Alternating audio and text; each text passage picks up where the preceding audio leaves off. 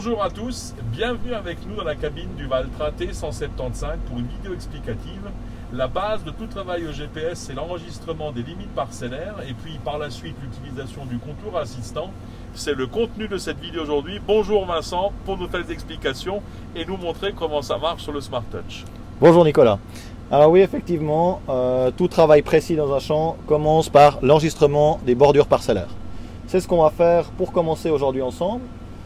Donc sur notre Smart Touch, on va aller sur notre GPS. En cliquant au centre de l'écran, on va ouvrir le menu où on va pouvoir créer nos parcelles, nos contours de parcelles et nos lignes de guidage.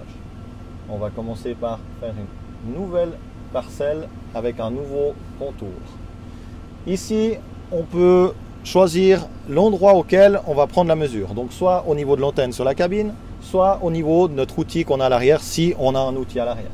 Donc l'outil donnant la géométrie définira le point de mesure. Et ça, c'est un point fondamental. Si je veux bien définir une limite parcellaire, il faut qu'en tant que chauffeur, je tienne compte de la position d'enregistrement qui, comme tu l'as dit, est soit au niveau de l'antenne sur la cabine ou au niveau de l'outil à l'arrière. Exactement. Tout en pensant aussi chaque fois aux obstacles qu'on pourrait rencontrer dans les angles des champs ou dans les bordures sur lesquelles on ne pourrait pas aller jusqu'à la limite d'enregistrement. On va le voir en pratique tout de suite. Là, je vais sélectionner au niveau de l'antenne. Et maintenant, deuxième donnée, c'est le point latéral sur lequel on va enregistrer. Donc là, ça sera toujours lié à la machine qu'on a enregistrée au préalable. Donc on a soit à gauche, soit à droite, soit au centre du tracteur. Donc là, on est dans un travail au champ. Donc on va prendre à droite, vu que le bord du champ est à droite, et qu'on a une machine de 3 mètres. Donc on va se trouver à 1,50 m à droite du centre du tracteur. Voilà, donc là, nous sommes prêts à démarrer. On est dans l'angle de notre parcelle. Avec le bouton enregistrer, on va pouvoir démarrer l'enregistrement. Notre champ n'est pas parfaitement droit de ce côté, donc on va rouler pour enregistrer.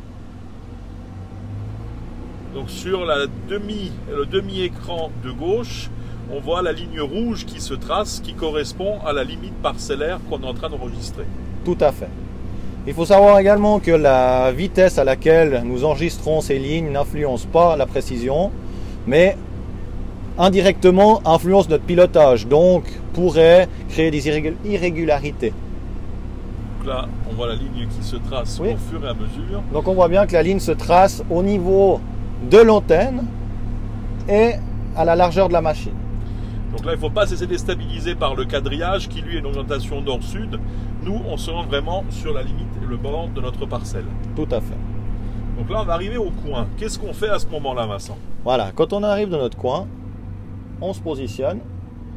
Si on peut, on amène l'antenne jusqu'à la limite du champ pour pouvoir mettre pause. Si ce n'est pas possible, on met pause avant. Admettons qu'on ait une barrière, un obstacle ou une culture déjà en place. On met pause avant et le point suivant sera important pour tracer un angle parfait. C'est-à-dire que si j'arrive pas à être dans le coin, en fait, je mets pause avant. Je fais ma manœuvre pour me mettre dans la direction du bord suivant et je positionne l'antenne de telle manière pour qu'elle revienne dans le coin et en réactivant l'enregistrement, ça me fera un coin propre matérialisé sur la parcelle. Exactement. On le verra à l'angle suivant, ça sera le cas vu qu'on a une voie de chemin de fer. Ça, pour moi, c'est un point important parce que c'est une des erreurs principales qui sont faites, c'est d'oublier lors de l'arpentage d'activer la fonction pause. Et ce qui fait que les coins des parcelles ne sont parfois pas bien matérialisés dans les enregistrements au niveau du GPS. Exactement. Alors là, on va se reculer. Alors on voit bien le trait blanc qui donne la ligne théorique tracée. Exactement. Alors là, c'est peut-être la partie la plus sensible pour faire quelque chose de précis, c'est de se mettre au bon endroit. Donc là, on voit que notre ligne est parallèle, en tout cas dans la continuité de la ligne précédente.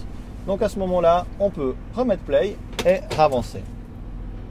Donc là, on voit également le terminal qui indique sur la partie haute reprendre. Oui. Donc qui confirme bien, voilà. Et on voit déjà le coin apparaître parfaitement tracé. Exactement. On voit qu'on n'a pas un angle qui a été coupé ou bien que l'enregistrement a été commencé trop tôt et qui aurait fait un petit pâté dans l'angle. C'est également aussi important d'enregistrer correctement ses parcelles et ses angles pour avoir la surface exacte de notre champ pour les applications futures.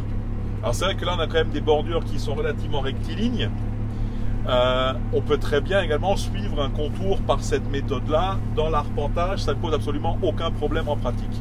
Non, aucun problème. On le verra sur le 4e segment où là on a une bordure qui est absolument pas droite. On verra que l'enregistrement va se faire comme on roule. Voilà, donc là j'arrive dans un angle.